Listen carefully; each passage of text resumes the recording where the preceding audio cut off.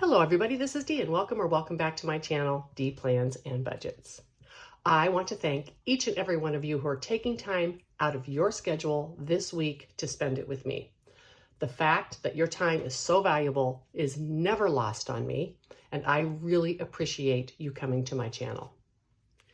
I try and balance keeping my channel fun and entertaining, but also getting information out to folks about how to make their budget support the life that they want to live. I have retired on way less than $1 million, and I know that there's many of you out there who have done so as well. I'm not going to give you financial advice, how to invest your money. I'm not a financial planner. I don't know anything about that. I have a way that I have budgeted my money for the future, and I've tried to share that, but no matter what I did, it came out as financial advice, so I'm not sharing that either.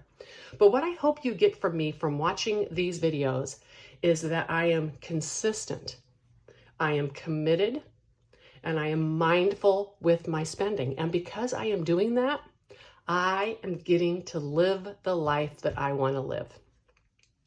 I am going to share with you today some of those tools that I use. I'm going to talk about what I'm sharing on YouTube next year for my budget. I am going to show you a freebie that I've done, and then I'm going to talk to you about what I actually spent last year. Let me start with my planner. I make my own budgeting planner. I do some of it on Excel. I do some of it on Canva. Just depends on, I didn't start using Canva for this stuff, and some of these sheets I've had for a while. This one I've blanked out. It's a typical zero-based budgeting form. You start with your income, your bills, what's left, your variable, what's left, your sinking, what's left, and in my case, my low priority. I don't have any debt, so my budget sheet does not need to have that. I make my own because every planner and stuff that I found, it just doesn't fit me because the sinking funds categories are not enough. I know that Wendy at the Thrifty Stowist did one that had more of that, but I also need additional savings, and I don't need debt. Anyhow, I love to make my own stuff anyhow, so I make my own budget sheet, and this is what it looks like. This is my stuffing plan, and this is what I do. I do 2 months on one sheet, and I go through and I figure out what I'm going to have to stuff into my envelopes, and then I write it down here so I can plan for it. These are for my regular budgeted sinking funds. These sinking funds, things like my electronics, my planners, my travel, those are budgeted items. I don't leave those to the whim of savings challenges. I have a budget for those, and I need to plan on when I stuff them so that that money is available when I need it. And I use this sheet to do it. I track my variable expenses. I track every single thing that I spend. No exception. And I usually do that the minute that I get home. I know a lot of people do their credit card statements, but because I spend some cash and some credit card, that would not work for me. And additionally, I would forget what I spent the money on if I just did my credit card statement. So I track pretty much when I get home. If I'm on a trip or something, I don't worry about it, but I track every single thing I spend. I track my low priority sinking funds that I spend and my regular sinking funds. And then this is a sheet that I use that I write down the balances in all my binders at the end of the month. And that's what I use to do my regular budgeting and planning. I do have some sheets I use for tracking on an annual basis. I'm going to share a couple of those with you. They're here, but I won't share all of those with you because that's where I write down my balances and my accounts and all that kind of stuff. What I did want to talk to you about a little bit is this sheet right here. So I have pulled down all of my budget videos that were on my channel. I have just become increasingly uncomfortable with sharing my numbers. And I don't think that people overall need to be uncomfortable about this, but I am an admitted retired person, which would tell a scammer out there that I am older, right? And because I am retired, the money that I bring into my budget someone could reverse engineer that to find out how much money I have. And then if they watch my videos and try to figure out what accounts and stuff things are in, it is just too much risk. So I am just no longer going to be sharing my actual numbers in terms of what my budget is, where I'm pulling money out, where I'm moving it, etc. Additionally, those videos weren't really watched, and I think part of it was because there's nothing different in my budget. So for a lot of people, they get paid and then they decide what they're going to have for food, and the leftover goes to sinking funds. I don't budget that way. I have a set amount that I bring in. I plan my budget on an annual basis, and that's my budget. And so to be honest with you, it gets a little boring. Every month, it's the same thing. Here's my money. Here's where it's going. The end. Therefore, that information wasn't overly useful and at a high risk to me. However, I do want to continue sharing with you what I am spending in my bills, non-specific categories, but overall with my bills, what it costs me as a single retired woman to live in my home. I want to continue to share with you what I'm actually spending on my variable expenses and in my sinking funds. And this is what I'm going to be doing with you from now on. I do this on a weekly recap, and I tell you like everything I spend, like I buy shampoo or I buy gas or whatever. On my monthly recap, I am not going to talk about the individual items that I spent money on, but I am going to break it down by category. So I'll let you know this is the month that I paid my HOA, or this is the month that I had to buy a new computer, etc. This is helpful because number one, it's showing you what a woman who lives on her own is spending like on food or gas, what I am spending on my travel, my van trips, my cruises, etc. This is the information I think is extremely important to get out there because this is showing you how I spend with intention so that I can live the life that's important to me. So this is going to be what I'm sharing with you in 2024, and I'm really excited about doing that. Now, additionally, I am going to be attaching this to this video and a few more into January. I think I might have attached this once, but I don't remember. This is a budget sheet I created more for the masses, so to speak, right? Because this has the income, it has debt, right? Who you owe your debt to. It has your bills you can write down, your variable spending, and your sinking funds, and it's meant for a zero-based budget. Let's say I'm going to share this out with, or fill this out with you just for a quickie for those who are not used to a zero-based budget. Let's say your total income is $2,000, and we're going to say it's for the month, although you can use this for the week, bi-weekly, whatever. And I am going to say you have $200 of debt, so you have $1,800 left over. And blah, blah, blah, blah, blah. You have a whole bunch of bills here, and let's say those bills equal $1,100, so you have $700 left over. So you bring that $700, blah, blah, blah, blah, food, gas, etc. Let's say that totals $500. That leaves you $200 left over, and then you can bring $200 into your sinking funds. Typical zero-based budget, you bring that $200 here, and when you're done, there's nothing left, right? That is how you can use this sheet. And this can be, I did it in full size. However, you can shrink it down a little bit if you want. I kept it really simple so it doesn't use a lot of color paper or print ink and such. You could also upload it into something like GoodNotes and just do it digitally. I know many of you don't necessarily know how to create these things or really want to learn. It's not in your wheelhouse. And so I'm going to be providing this for you because the first step to spending with intention is to have a budget. And I want to give you tools to be able to do that. All righty. So let's go over the year-long review of what I spent in 2024. I am using Jenny's beautiful card. And I don't break down my bills with you. I've never broken down my bills with you, again, for security reasons. But I will tell you, overall, in the year of 2023, I spent $19,692.12, or an average of $1,641 a month. And this is only the expenses to live. This is not even my four walls, because it doesn't include food. This is my mortgage, insurances, utilities, that type of stuff. 19,692, almost $20,000. And this is the one expense that I know in the future is going to have to change because my future budget does not allow for this type of an expense. I will either have to get a roommate or rent a small studio apartment and bring these expenses down. But for now, I am fine. I have a home and I will be able to sell that in the future. And so I'm not going to be stuck with that number forever. I can sell or get a roommate. That would be my choice. All right, let's talk about what I spent in 2024. And I'm actually going to do it this way.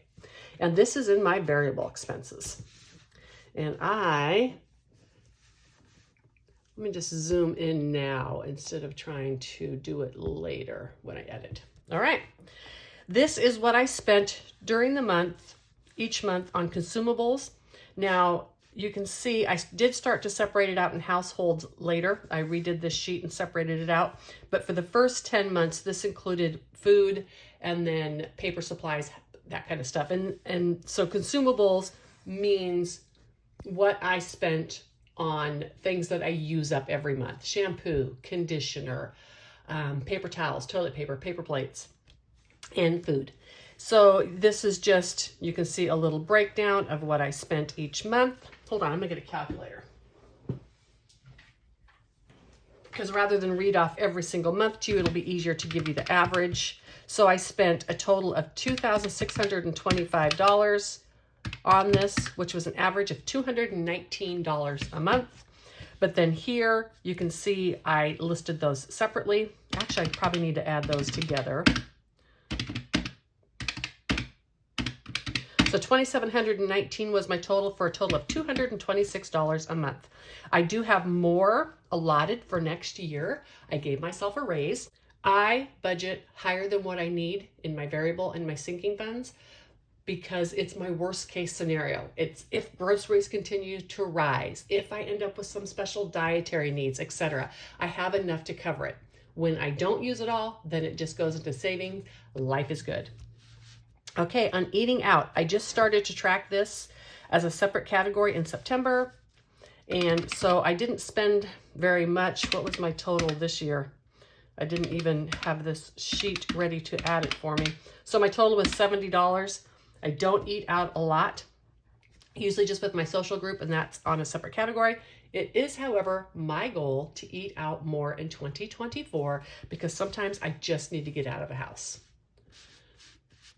All right, next category, miscellaneous. I spent a total of $641.71 for the year, which averaged about $54 a month. And this is for the miscellaneous things I need to run my household. I always use the example of batteries, bug spray, weed eater twine, those type of things that are just not in my regular budget. They cost, for instance, my weed eater twine cost more than what my whole household budget is. So I wouldn't be able to buy that with those monies. Therefore, I have a separate category for miscellaneous expenses. Travel. This is basically for campsites and stuff when I do trips that are really close to my home, just to get away, get out in nature, relax and enjoy. I spent a total of $382 this year, and that was an average of $32. And this again is something I'd like to do more. There was huge issues last year with, weather was weird. It would be like the weather would be perfect until I wanted to go on a trip. And then the 2 days of pouring down rain were the 2 days that I had available. Weird year. All right, on my crafts. Last year, I spent a total of $345, and I call this crafts or hobbies. That was only a total of $30 a month, but I had some really low months. I am going to continue to try to keep this as a low spend this year. I do have issues with buying too many things like pens and notebooks and planners and that kind of stuff, and planner stickers. And so I am going to be conscious and try to get this as a low spend again this year. Spending. I call this spending, but this is mostly for going out with my social group. I need more interaction with people. I'm a member of a social group, and I was finding at times that I wouldn't go to different functions because of the cost of those. And so I have brought that into my budget for additional money just for that. Last year, this was an average of $50 per month. It will be probably the whole $100 a month this year, plus some of my walking around money, because it's just become very vital to me. And this is my car, gas, oil changes, etc. And this equaled a total of $110 a month. This did have a couple of oil changes on it for my car I had in the first part of the year. And my cash, I always count the whole $200. I don't know why I have $833 there. Oh, I got extra cash when I was at the Pacific Northwest just to have money. So this is a total of $3,033. It usually is $2,400 for my walking around money. Like I said, this was in the Pacific Northwest. It was different. But I always count this as all being used, because what I don't use, I do savings challenges, and then I have a little stash account with that extra cash, and it gives me extra money around the house that I have to spend.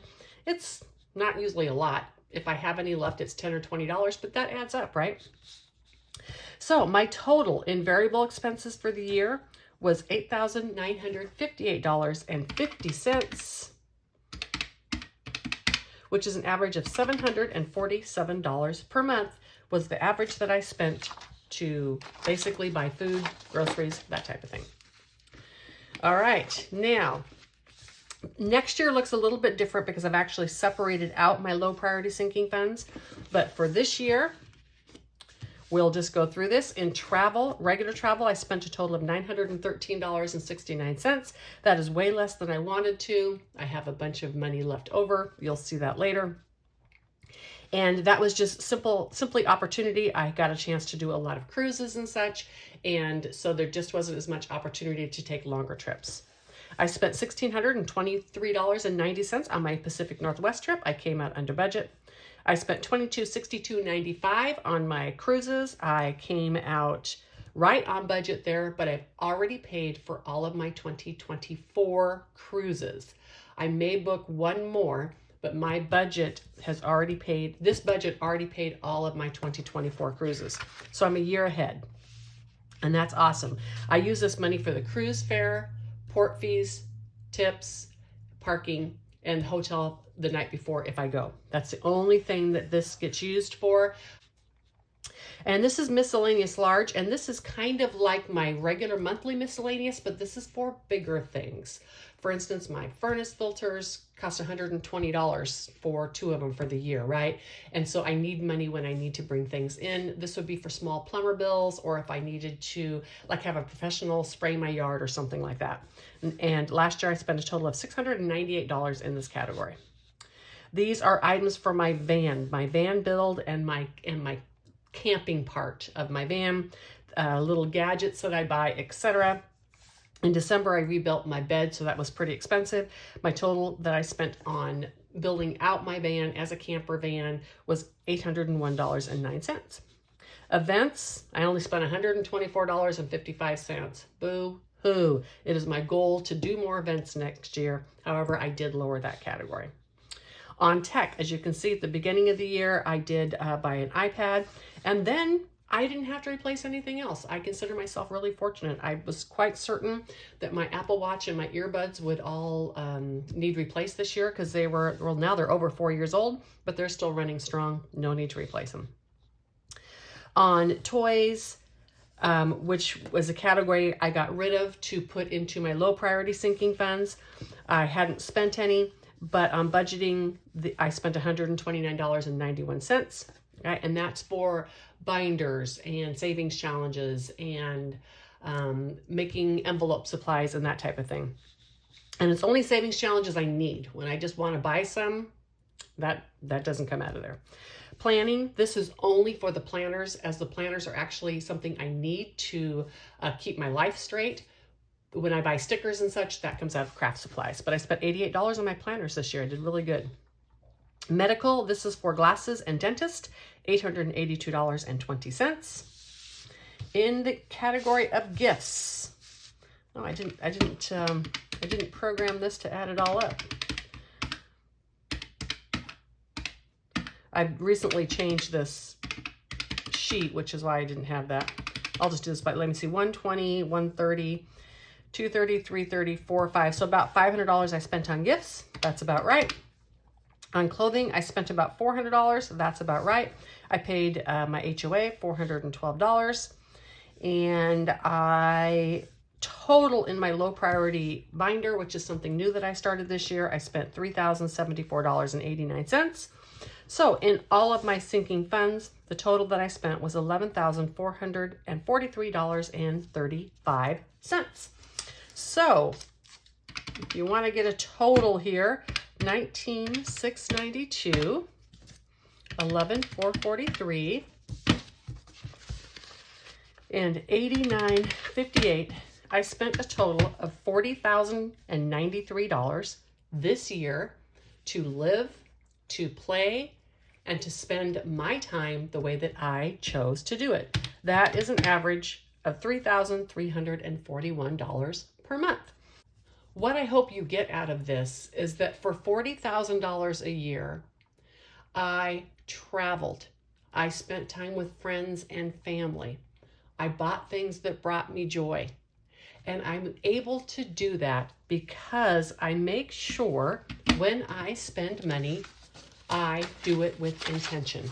I don't let FOMO creep in and have me, I guess there's like on TikTok now, the influencer can be there and you can just click on it and it bills your card on your phone and instantly you order it and it's delivered to your door. No. I do none of that. If I want something, it sits in my cart for 30 days before I buy it, because FOMO is not supporting the life I love, right? It's giving into an impulse buy at the moment.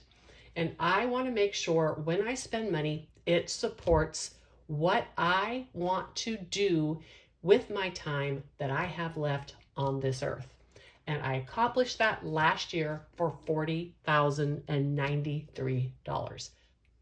I know that for many of you out there, the $40,000 that I have to live on every year is a lot of money. And trust me, I feel blessed and lucky to have that level of financial security. That is never lost on me. I really appreciate it. I do not take for granted my financial independence. I know that many others live on far less at my age. I also know that there are people who make significantly more than me. And you might look at my budget and go, oh my gosh, how can you live on so little? And that's just an example of how all of our budgets are very different. What I do want you to note is that this budget allows me to be retired at 61 with far less than $1 million in the bank, and I am very comfortable in my life. I hope that all of you have an amazing, wonderful, fun New Year's Eve, and that your 2024 starts out with a bang, and that you're doing your budget and budget planning for 2024. Doesn't need to be savings challenges, any of that, but please at least use some kind of sheet like this and plan out your budget for 2024. Figure out what it is you want to accomplish this year in life and create that budget to support it. Until 2024, you know what? I'm going to do it. I'm going to be corny. I'll see you on the next one next year. Bye.